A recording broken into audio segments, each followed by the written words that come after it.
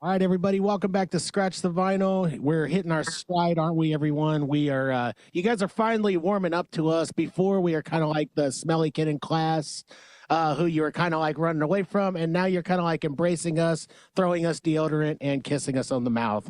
So we have we have an awesome guest, like always. This guy has ties to Lincoln, but he's currently in, I think you're from Arizona, right? Are you in Arizona right now? I'm in Arizona right now, but I'm actually from Nebraska. Yeah.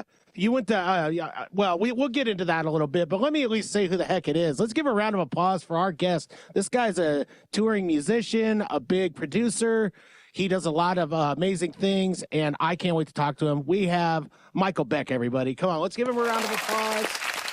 Man, it's great talking to you, man. I kind of know you in a strange way through somebody else. I used to work with a guy named Greg at when I was at Brown Brothers Construction years ago. I think his last name is Holman. Do you know Greg Holman? Oh yeah, yeah. He's like one of my best friends. Absolutely. And he used to talk about you all the time, and I used to be so jealous because he's like, "Oh yeah, me and Jeff might be recording with Michael," and I'm like, "Oh man, I'm like recording on an 8-track at home," you know.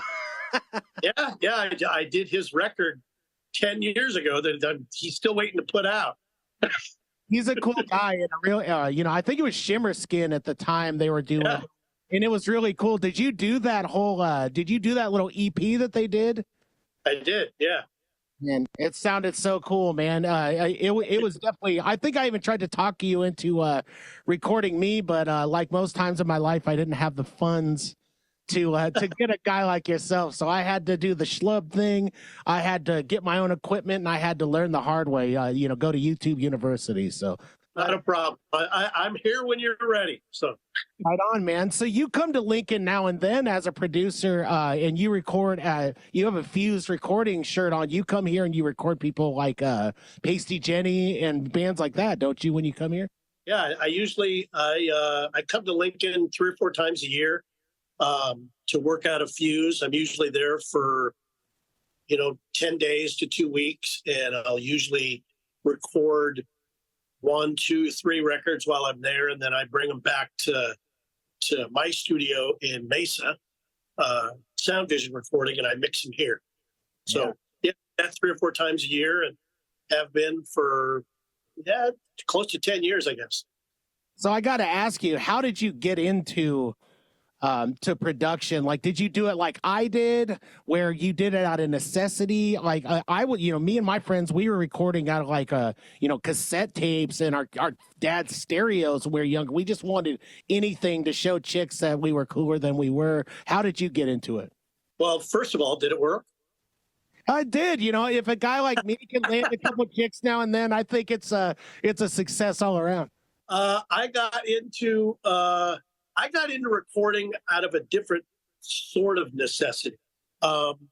This was when I was still living in Lincoln, so this would have been, early '90s probably. I was in a band, several bands back there that were pretty heavily touring bands, and we had a label deal or a couple of them. What you realize is when you make that jump from being a local musician where you're playing on the weekends, or you're going to Kearney or Omaha or whatever it is, when you make that jump from doing that to touring and going on the road and literally going out for 2 weeks, 3 weeks, 6 weeks, 8 weeks, whatever it is, when you make that jump, it's a big jump. That kind of separates probably 99% of the musicians out there. What you realize is when you get back to town, you're broke. So the first thing I realized was that I needed some money because you can't stay on the road forever. I needed to do something to make money while I was not touring. And a lot of us in the band, were getting temp jobs and stuff like that. I worked at, the Pepsi manufacturing facility out there for a while, which was a total nightmare. That's how I got into the production. Is I had some friends in a band and we were signed, and I did a demo for them and I gave it to our label, and they got signed, and then I did the record. And it just kind of snowballed. I really just got the knowledge from doing records of my own and paying attention. But when I was doing it, I wasn't really paying attention because I thought that that's what I would do. I was just paying attention because this was my career and I wanted to be involved in every aspect of it. So that's kind of how I got started. So Michael, I got to ask you. So, being in college in the early '90s, myself in Lincoln, we used to go check out a lot of bands. So, can you fill me in on some what were a couple of the local bands you were playing with? Yeah, I was the band that was my first like record deal, like a real record with a real producer in a real studio, and we toured all over the country. Was a band called Manila Thrills. We opened for Cheap Trick out at Pinewood Bowl. That was, and then did some touring with them, and that was kind of my first taste of, you know, the next level stuff. After that, I was in another band from Omaha called Scary Harry. We were signed to Atco Records for a little while, and then the last band I was in before I moved to Arizona in '94 was a band called Phronix. So when you were doing this and you're getting signed, I mean, how was it making the jump from, you know, because I've done everything from the bottom to touring like the region and the smaller areas, you know, the surrounding state type stuff. Yeah. But we would all cram into a crappy van, usually mine. We'd call it the Misery Machine. You know, I'd paint it in Rust-Oleum black, and we'd roll around like Cheech and Chong with lawn chairs in the back, and we would. So, like, how is it for you? Like, once you guys made that jump, like, did things just kept getting better, or was it like a harder jump because, you know, the gigs were further away? Like, how was it for you guys to then begin to travel more? Well, it's you know, it's not a straight trajectory. It does this. I mean, it was when I got in Manila Thrills. That was mid to late '80s. I mean, we were on the road on and off for 3 years. I mean, that was grinding.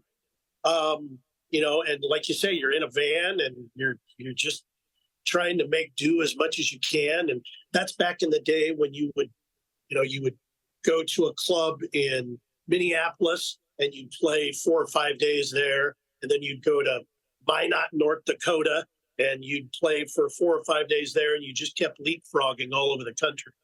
By the time that band was done, which would have been '92, I guess, and I got into Scary Harry in Omaha, first of all, that model had kind of fallen apart a little bit. And second, I didn't want to do covers anymore because, you know, back in those days, if you're playing a club for 5 nights a week, you're doing, you know, 4 sets a night, you're doing covers, and then you're sprinkling in your own original material. And we had a record out. And at the end of that, we had a record deal and we're touring on our own. And I didn't want to go backwards. I didn't want to go back to playing covers. So we were lucky enough to get signed and tour some. And then Chronic did the same thing. We had a small label deal and we toured some, but it was mostly regionally. And it wasn't until I got back to Arizona here just recently, actually, touring became more of a national thing. And again, it's, you know, touring now is not the way it used to be. So we're back out there, but it's a different animal. So, Michael, I have a question for you because I like to ask a lot of my band friends, and I know Kane was talking about his cool van that he had. But when you are on tour, or when you have been, will you please share with us one of the most memorable moments? Like we have, you know, I've heard some pretty funny stories. I've heard inspirational stories, but something that you just will never forget while you were touring. While I was touring, I mean, you know, when you're touring, and that's part of what we were talking about before. When you make that jump from being a local musician to a touring musician, it's a bigger chasm than you think it is. That's why most people don't do it. It's a scary thing that, you're kind of jumping to another cliff on the other side of a canyon and you can't see the other side. I mean, it's a little scary. It's a little daunting, but when you're 25, you don't care. So was there ever like a fan that was like, oh, here's my bra, or hey, come sign my butt or something, like, did that happen a lot, or did you just, A lot. Yes, and you probably loved it. I mean, it happened a lot more. In the 90s, it happened some. And then today, it still happens. Yeah. Well, good. I'm glad. I can't buy half my bras. No, I'm kidding. Every day is a new adventure. I mean, it's I don't even know if I could narrow it down one. It's every day is something. I am really lucky to be able to do what I do and to be able to do it on a consistent basis. Even consistent means like this. So yeah, there's at least 2 stories a day for sure. We just talked to EJ from the Blaze, and he was telling us about this one chick, and he looks over and this chick's basically on her knees, and she's rubbernecking these 2 dudes while her pants are down. So, and I don't want to incriminate the guy. Like, you can go back and listen to the episode. It was pretty crazy, but man, like, it takes a certain woman, it takes a great woman to want to please the band and love the band that much that you would do both guys at once. I got to tell you, one of the things that when I was touring in Manila Thrills, and that was my first ongoing touring experience. We were out for 8 weeks at a time, so that's a grind. The one thing that we used to do all the time is, it was late 80s, early 90s. There was a lot of girls around, and none of us were complaining, and that's okay. Getting laid was one thing. But the question was always, did you get the meal? Because getting breakfast in the morning was way more important. Breakfast is very important, but so is kind of, hauling all of your crap out too. I helped to do that a few times. And you know what? I think that's more important than getting laid. I think we found a new term for the Band-Aids. Brooke. It's all about the breakfast. Right. But there used to be, and there still is, I mean, I still see it, bands used to just live not really on groupies. That was kind of the icing on the cake. The cake itself is what's called band moms. And band moms show up with a plate of lasagna at the hotel room, or, a whole big thing of enchiladas at the sound check. Those are the girls that really make a band move. Well, this is the kind of info I think our fans want to hear.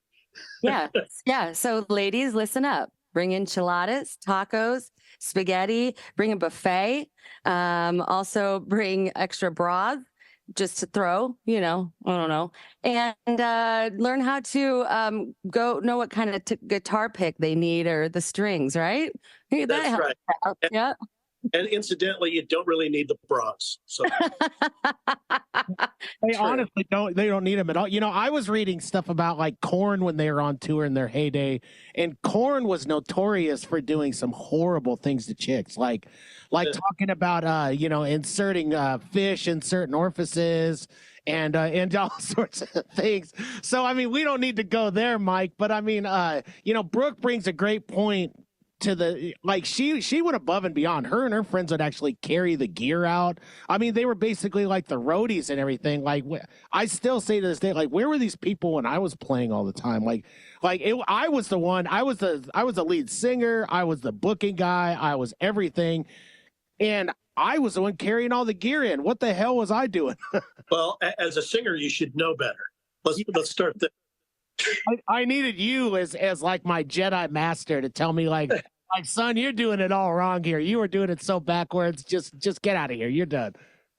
Well, it's in Escape the Hive, which is the band I'm in now. Touring is I've been touring for a long time and then not touring for a while. So going back to it is you get reminded of a lot of things quickly. And our guitar player is in his 20s. So he's a lot, but he's got this really old soul.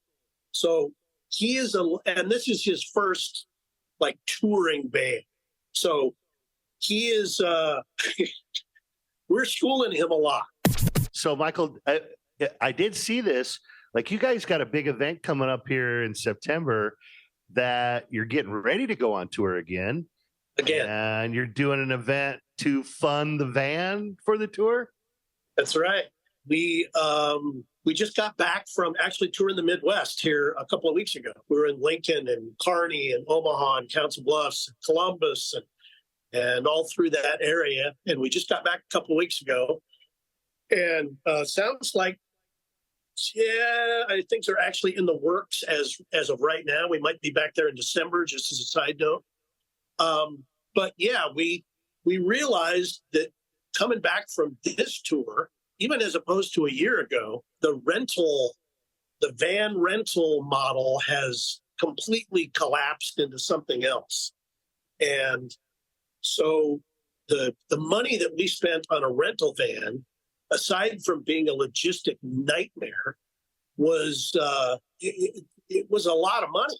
And we basically could have paid for a van almost. So that's what we're doing. We're raising some money. There's a GoFundMe program out there.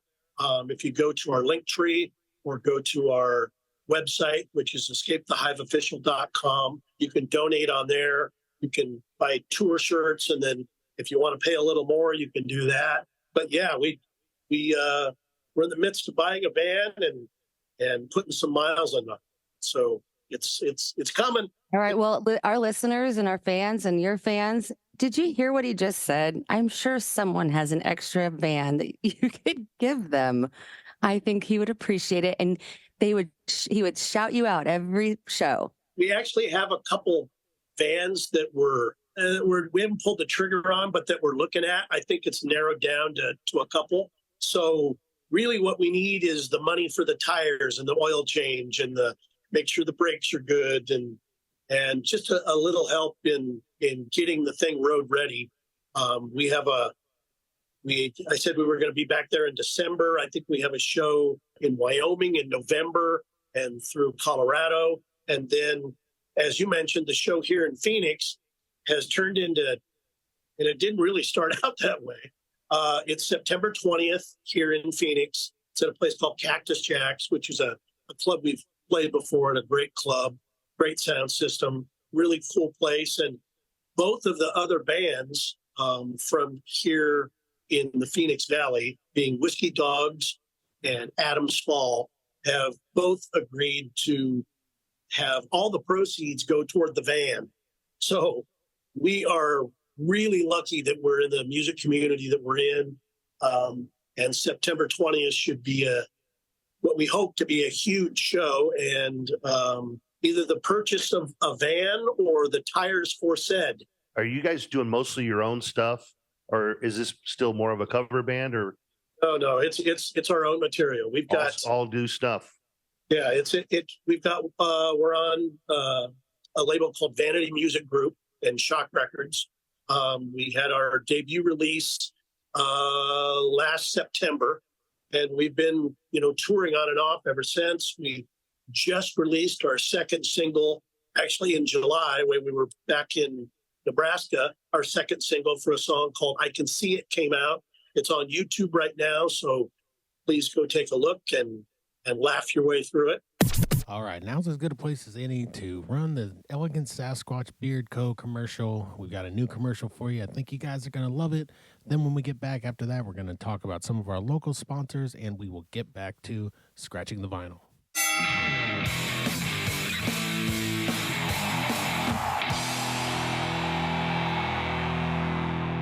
Ladies and gentlemen, boys and girls, get ready to rumble with the Ultimate Beard Care Showdown. Introducing our headliner, the one, the only, Squatch. Oh, yeah, Mean Jim. Squatch in the house, and I'm here to tell you about beard products that'll make your whiskers the talk of the town. If your beard's ready to take on the world, you need the power of our beard balms, butters, and oils, brother. That's right, Squatch. Let's kick things off with the Beard Balm of Legends. This beard balm is like a body slam for your beard. It tackles those wild hairs and smooths them out, making your beard look like $1,000,000. No sweat, brother. What's the scoop with the beard butter? Oh, brother, it's a game changer. This butter makes your beard softer than a cloud and as easy to manage as a well-oiled wrestling machine. Plus, it's got a scent that's as sweet as victory. Oh, yeah. And let's not forget the beard oil. The beard oil is the final knockout punch. It hydrates, shines, and smells like a championship belt made of cedar and pine. Your beard will be the 1, 2, 3 of any match. Where can our fans score these unbeatable products? You read my mind, brother. Head on over to elegantsasquatchco.etsy.com and grab your beard gear. And listen up. Use the code SUPERSHOW and get a jaw-dropping 20% off. That's right, 20% off. Your beard's about to go from 0 to hero, brother. That's elegantsasquatchco.etsy.com and use your code SUPERSHOW for 20%. Don't wait, make your beard the ultimate champ today.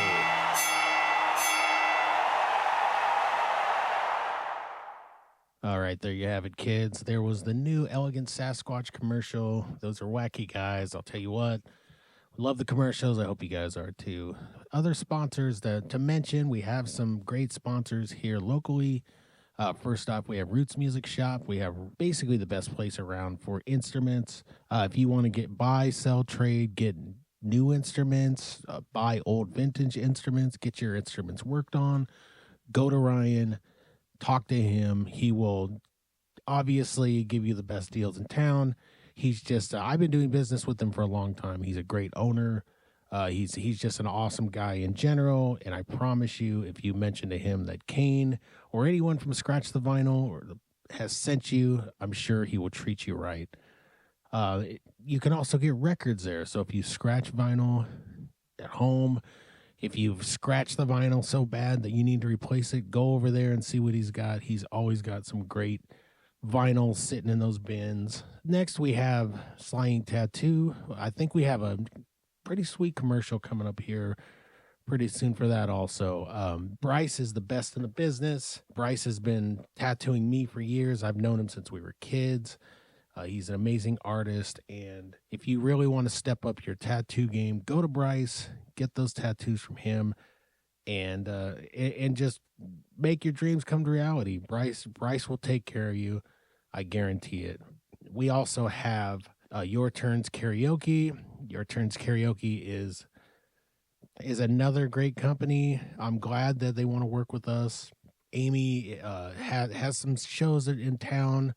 I believe she picked up a show at Bodegas now and then. She is in Huskerville Pub on Saturday nights. That's kind of a regular for her out in the Air Park area. And go check out her. Go check out her shows, and I guarantee you're gonna have a heck of a time. You're gonna get lost to the music, and more importantly, you're going to have fun singing, dancing, and having a killer time. Last but not least, we have Liberty Contracting. Stan Liberty is a world-class guitar player. He's a friend of mine. He plays in Pasty Jenny, who, congratulations to those guys, just got signed to a label, and they're doing major things. But not only in music is Stan doing big things. When he's not wailing away on the guitar, playing those sweet leads, he is pouring concrete. He's doing all different types of things, patios, sidewalks, everything you can think of. So check out Liberty Contract if you need any of that. Tell Stan that we sent you here at Scratch the Vinyl. And let's get back to the show now with our guest, Michael Beck. I hope you guys are having a good time, and please stay tuned for more. So can you find most of your stuff like on YouTube? Like what's some of the, like, where can we find you? You know, I mean, just, I want everybody to go out and listen to you, because I've seen your videos and you effing rock. Oh, I appreciate that. Yeah, if you go to escapethehiveofficial.com, pretty much everything is on there. I think there's a button called Follow the Band. And if you go there, it'll take you to the Linktree account, which literally has everything. It has a link to, Apple Music and all the platforms. And then you can also buy a CD or vinyl, or, we're pretty much everywhere. At least we try to be. So Escape the Hive. Escape the Hive. Remember that in your head. Escape the Hive. All right. Yeah. I think everybody's going to go there and they're going to check you out. we would appreciate that. Yeah. Like I said, we just released the second video. The first one was a little more serious. This one is, we went the other way, and it's a lot more tongue in cheek funny. There may or may not be some aliens involved. So, I've got a question for you, Mike. Sure. Music's changing a lot right now. I've noticed it. You had to have noticed it. It used to be everyone's shooting a sign with a label, go on tour and all of that. But now people these days, people are hitting it big on, social media. They're becoming basement warriors like myself who put big studio setups in their house and are putting out really good music. How do you think that's affecting it though? Do you think it's diluting the market? Yes. There's a lot of bad stuff out there. I think it is too. I think there's a lot of really, really bad stuff that shouldn't be out there. Not that I want to quell anyone's art, but like it's diluting it, right? There's two things, in my opinion anyway, that has happened to music in general in the last 10 years, and even more so in the last 3. And the first one is that music isn't viewed as music anymore. To a lot of people, it's viewed as a commodity. It's not art. And that is the opposite of what it is. It is exactly art. It is not a commodity. And so people trade it, steal it, including a lot of the streaming companies. And like, if I was going to mention one, Spotify would come to mind immediately, because they're literally stealing my money. They're stealing my money. And it's not like they're not making it. They're just not giving it to me. So that is the first place that it is a commodity and it's not art. And art should be paid for. That's just the way it is. That's how people like me and a lot of, artists in general make a living, is because we sell art, and that's what music is. So that's a big one. The other one is that, like you say, the model has changed. Music, I should say labels, have kind of gone by the wayside, and a lot of it by their own stupidity. But a lot of it is because music is a commodity and not an art, and you can't sell a commodity. So the labels kind of shot themselves in their foot a long time ago. But again, they're making money. They are. Don't let them fool you that they're not. They're just not making it in the record numbers that they were before.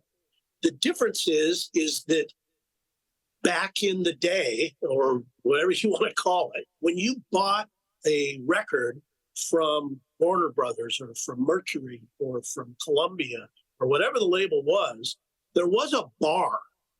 And you may not like the music, you may not like the band, you may not like what they're doing, but for the most part, you didn't have to wade through this isn't recorded very well type stuff.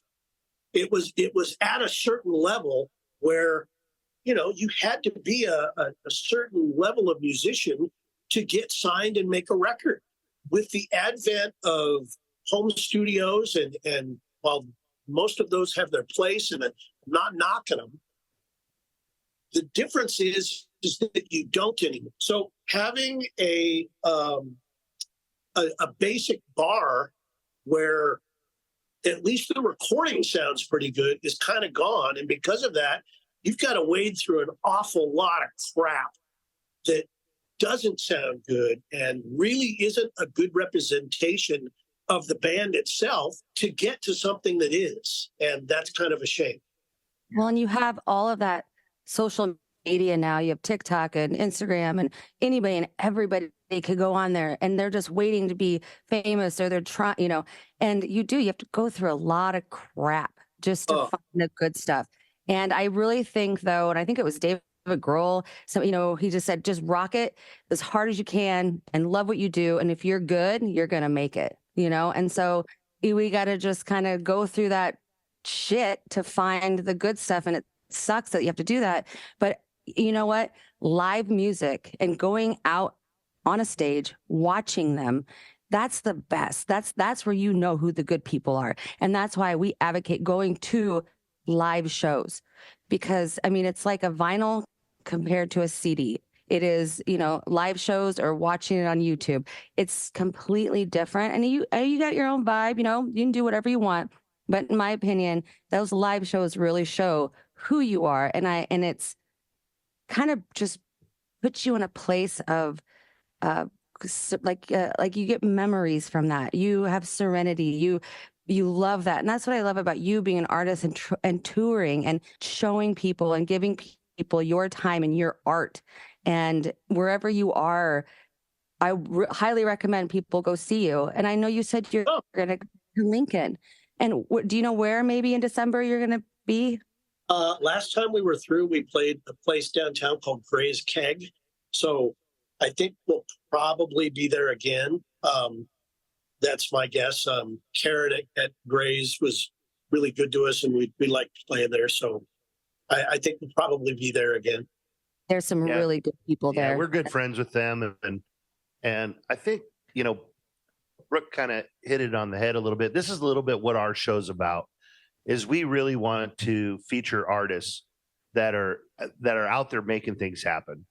And that's that's kind of been our niche so far, is just really getting people in touch with bands like yours that are out there making stuff happen. And man, we really appreciate that. Well, but trust me, as a band like mine, we appreciate what you guys are doing, because this is the model right now to promote your record and promote a tour and promote a show. I've got a lot of friends in radio. I was actually a DJ on the air for a while in the early 2000s, so I'm familiar with the whole radio model. And terrestrial radio just doesn't promote new music anymore. It's a rehash of top 40 or classic rock top 40, and even the new music stations just don't really promote it. Again, it's not about music anymore. It's about commodity. I can't stress that enough. So shows like you guys, where you're doing a podcast, you're playing the music, you're talking about the music, those are the lifeblood of a band like mine, which is fortunate to have a record deal. We're still in that model where our fan base still buys CDs and vinyl, so we're lucky there. So, you can go to Lefty's Records there in Lincoln and pick up our record. I know it's there. Elizabeth will show you right where it's at. She's the owner. She's awesome. That's where our lifeblood is shows like this and being able to get out, who we are and what we are and where we go. And that's the new model. So I appreciate you having me on. You brought it up, and one of our usual questions for almost everybody we bring on is, do you scratch the vinyl? So do you have a record collection? Do you have your favorite albums? What does that look like in your milk crates? I probably I have all my records from when I was 12 and 13 still. I've got a pretty good Marantz setup, so it's what I wanted as a kid, and now I can afford a little bit. So about 10 years ago, I got back into vinyl big way. I've got maybe 300 records. I listen to at least one side of vinyl almost every morning. I listened to Precious Time by Pat Benatar this morning before I came over here. Yesterday, it was, what did I listen to yesterday? Oh, it was Night Ranger. Oh my God, I love Night Ranger.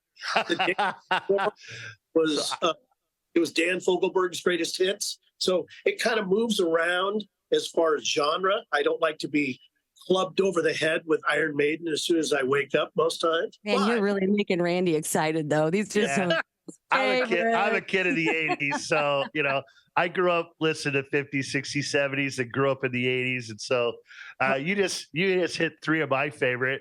Saw all of them in concert. And one of my favorite shows of seeing Pat Benatar was she opened for REO Speedwagon in Reno when I was there. It was an outdoor theater in the desert. It was, oh my God, such a great show. Ironically, just the other night, people were asking me at my show, like, well, why was your show so good Saturday night? I said, well, I got to tell you, this girl, Michelle, sang When You Close Your Eyes by Night Ranger.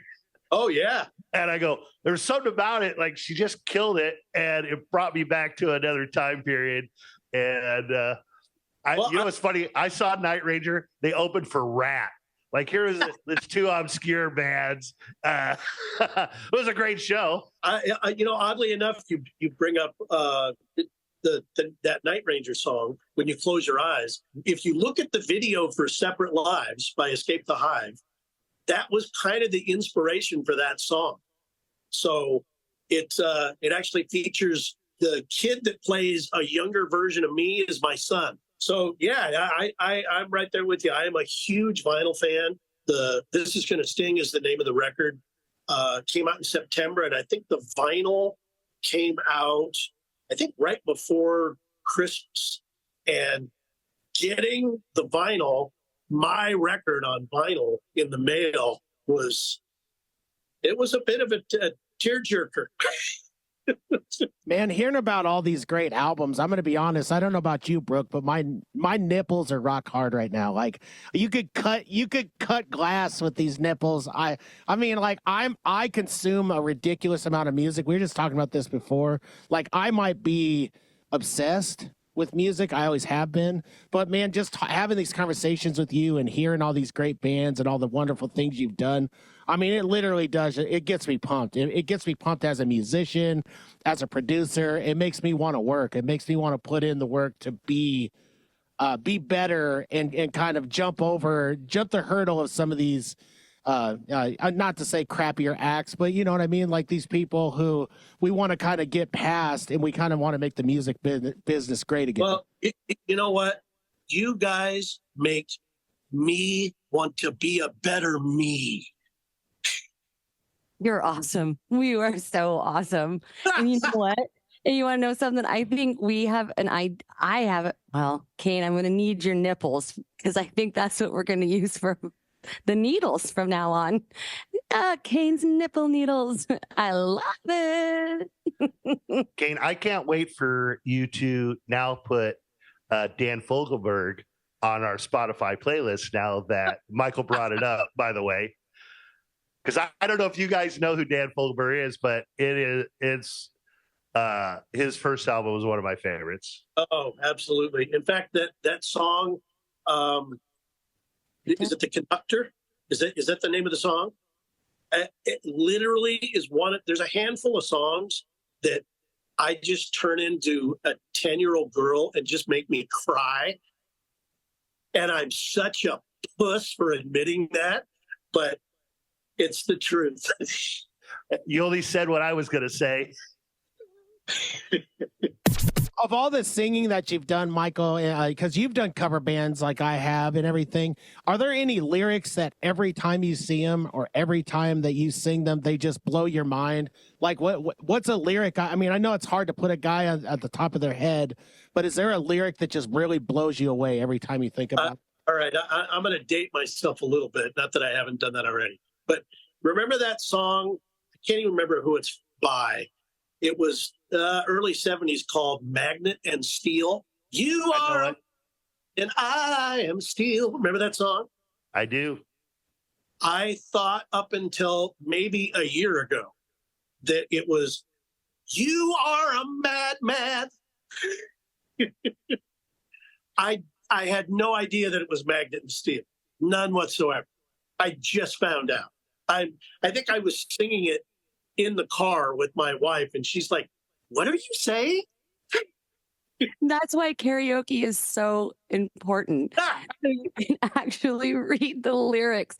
you know how many times I thought it was something else? Like, who's Jason Waterfall and why do we like him? Or, like there's so many songs, like who's Tony Danza? You know, I just, we need the lyrics, Randy. Well, Is- that's is- Walter Egan, by the way, and Right.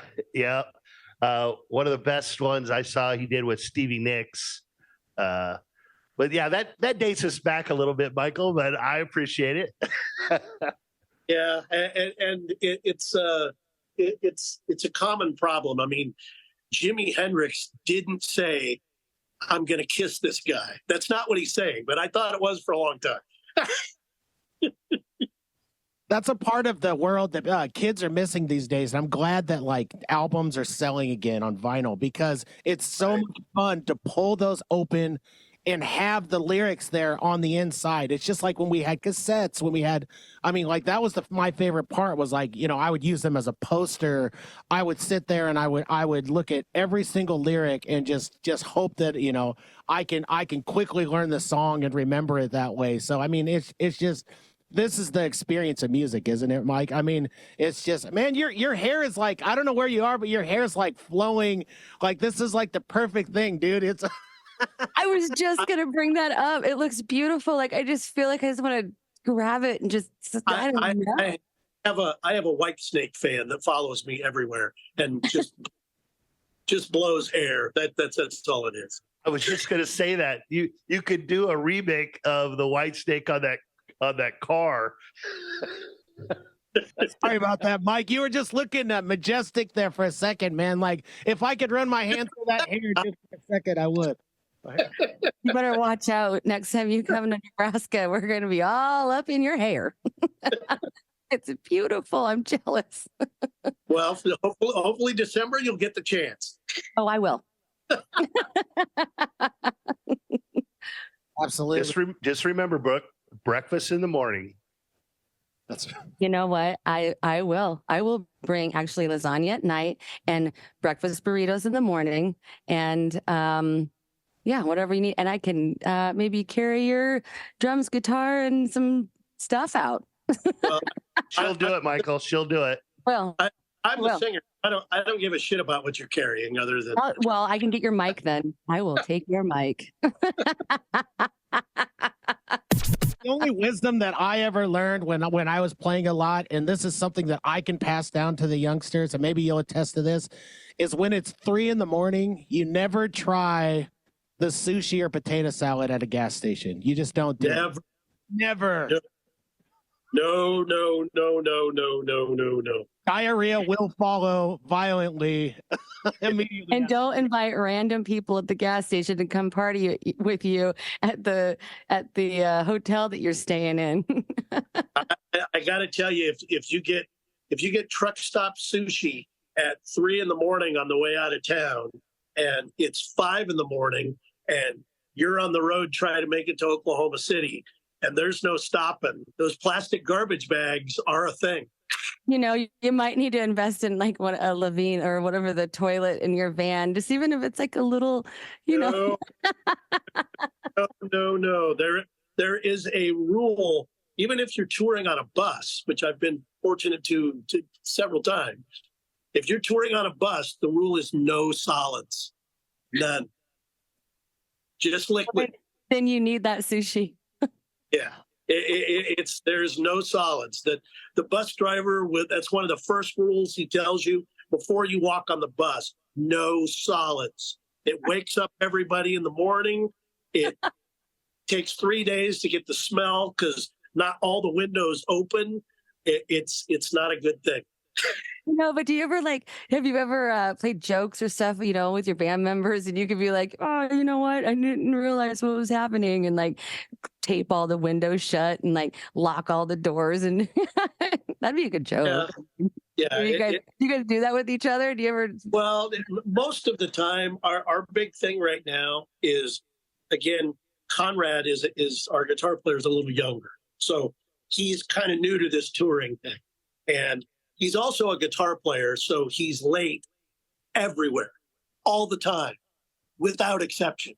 So if we go into a truck stop at whatever time, he's usually sleeping before we walk in because, again, he's a guitar player. Taking the van and pulling it around to the side of the building so when he walks out, he's going, is never not funny. It never loses its allure, ever. I think that's awesome. And then maybe you could have like some rando that you paid be like pull up and be like, I'm your Uber ride. And it's, you know. All right. This brings me to a good one. When you were asking about road stories, I got a good one. So this was just when we were in Omaha this last tour. We went to the club and we played at this place called Therapy Lounge in Omaha. And about 3 doors down, because it's in the strip market, is a massage parlor. And Conrad, our guitar player, has these glasses that if you put on and you tap the side of them, become a camera. And it's first person perspective. So we gave them to Rich, our drummer, who went in because Rich is crazy and he'll do whatever. He went into the massage parlor, turned on the glasses and said, hey, and the lady walked up to him and he said, and we have all this on video. We're going to use it for something. I'm not sure what yet. He said, hey, do you do happy endings? You know, it's a Chinese, Japanese lady, and she's happy ending? Happy ending? He goes, yeah, you know, like happy ending. And you have it all on video. This could be in one of your videos. And, you know, I used to be a massage therapist, and that happened to me one time. And I said, get the fuck off my table. So, and that was not recorded. But Happy Ending sounds like a title to a new song. It does. That now has a prescriptive video for. You could call it the milking table. How many boners did you see, Brooke, while you were doing that? I mean, like, A lot. had to get wrecked like the whole You know time. what? I saw a lot, but they, you know, it's just a natural thing, like goosebumps, you know. You can always tell when the boner was actually like, ooh, a boner. You like, no, and nope, bye, nope, get out now. Oh, yeah. But I mean, usually it was, dude, I was professional. My mom was a school nurse, and I'll bet you did like my mom's trick for these little kids who'd come in with a boner. He would just hand them a ice pack and go, here, put this on. Like that was the trick right there. Yeah, well, and you had to kind of ignore it because you know they knew and they were embarrassed. Usually it was older men. And I think they were excited that they even got one. So I was like, let them just be. There's a sheet. We're good. We're just have a tent time. I got them some s'mores. When I was 20 years old, I could boner my way through an ice pack with no problem. I feel bad for you guys. We get our periods, you get boners. Hey, whatever. In the most weirdest times. Hey, Kane, Randy, come up to the board. We need you to do the math equation. Oh, nope, I don't know. No. You don't know what 4 + 4 is? This whole time you guys were smart. And we didn't even kill my know it. boner fast. If you ask me to, yeah, I'm good. Well, we met my mom's match, everybody. You heard it here first. Mom, if you're out there, if you ever find Mike with a boner, you need to challenge him to the old ice pack trick and see what he's got. I think I can still boner my way through an ice pack. I'm not sure. I haven't tried it in a while, but I think I can. Try it in the van sometime. No. Trying it right now. Trying it right now. So are my kids. No, I'm kidding.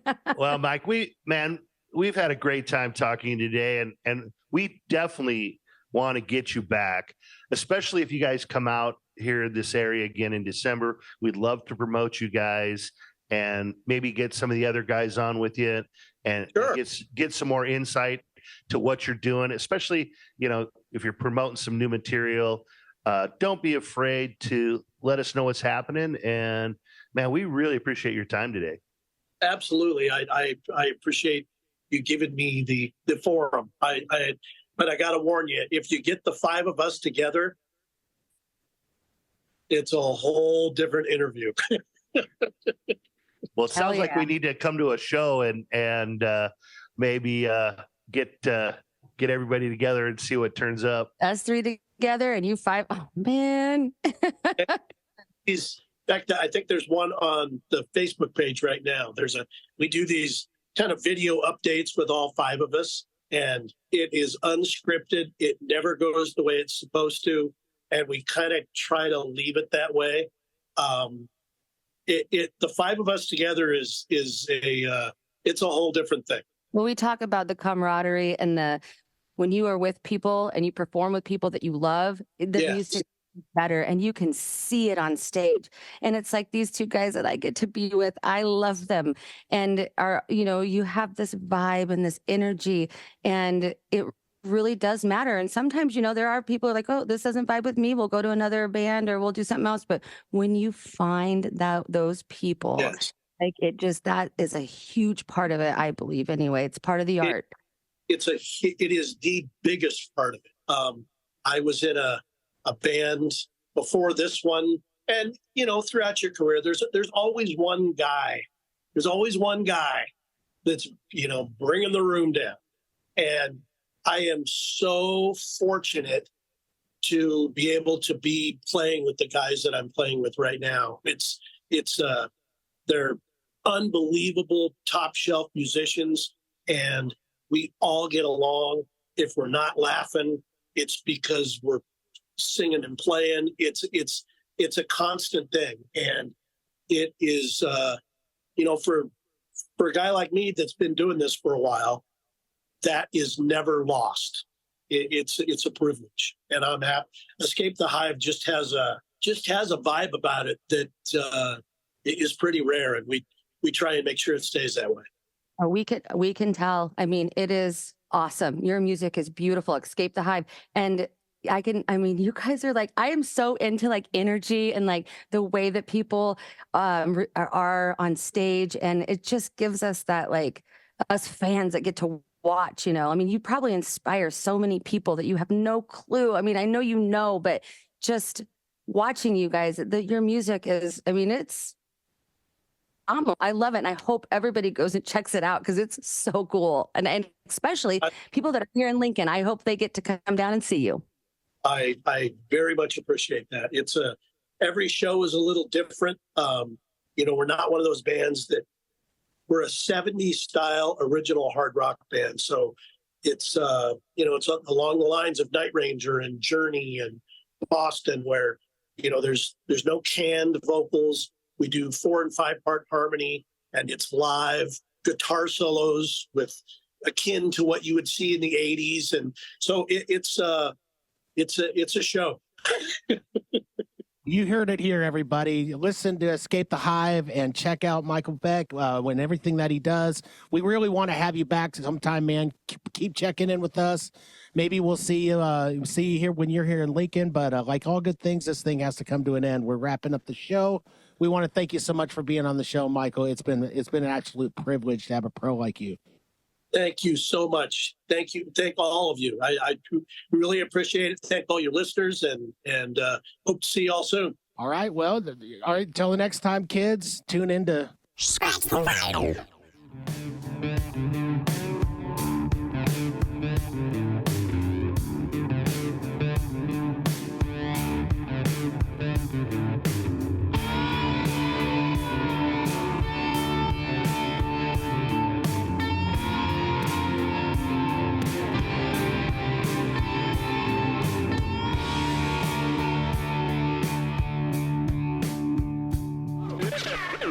Yeah.